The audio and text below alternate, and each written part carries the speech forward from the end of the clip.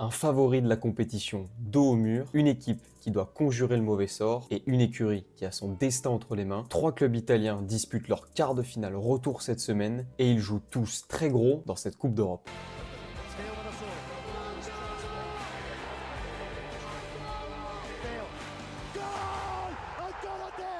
J'ai eu du mal à dormir après ce match. On ne sait jamais si on jouera une autre finale de Champions League dans sa carrière. Tels sont les mots d'Alessandro Bastoni qui à 26 ans n'a toujours pas oublié la finale de Champions League perdue face à Manchester City en 2023. Et pourtant cette saison, l'Inter n'est plus qu'à 3 matchs de retourner à cette ultime étape de la compétition. Ça a bien commencé déjà pour les hommes de Simone Inzaghi. Comme Goran Pandev en 2010, Davide Fratesi a libéré les siens du piège bavarois au match aller à Munich. Score final 2-1. Les hommes de Simone Inzaghi surfent actuellement sur une série de 12 matchs sans défaite, toutes compétitions confondues. Mais avec un seul but de retard à rattraper pour les hommes de Vincent Kompany, rien n'est encore fait pour l'Inter. Pour toi, quelle sera la clé de ce match? Dis-le moi dans les commentaires. C'était l'un des favoris dans cette compétition, mais ils ont complètement craqué au match aller. Bodo Glimt adore se mesurer au club de Rome et ça lui réussit pour l'instant. Les Norvégiens ont déjà affronté 4 fois l'AS Roma pour 2 victoires, 1 nul et une défaite. On se souvient notamment du 6-1 qu'ils ont infligé à l'AS Roma de Mourinho en octobre 2021. Et cette année, Bodo Glimt retournera à l'Olimpico affronter la Lazio cette fois-ci avec un avantage de 2 buts. Battu 2-0 au match aller, les Lazialais premiers de la phase de groupe d'Europa League pourraient écrire l'histoire s'ils renversent la tendance. Ils n'ont jamais disputé une demi-finale d'Europa League de leur histoire. Faire autre chose qu'une finale pour cette équipe serait forcément une déception. Face au NK Celje,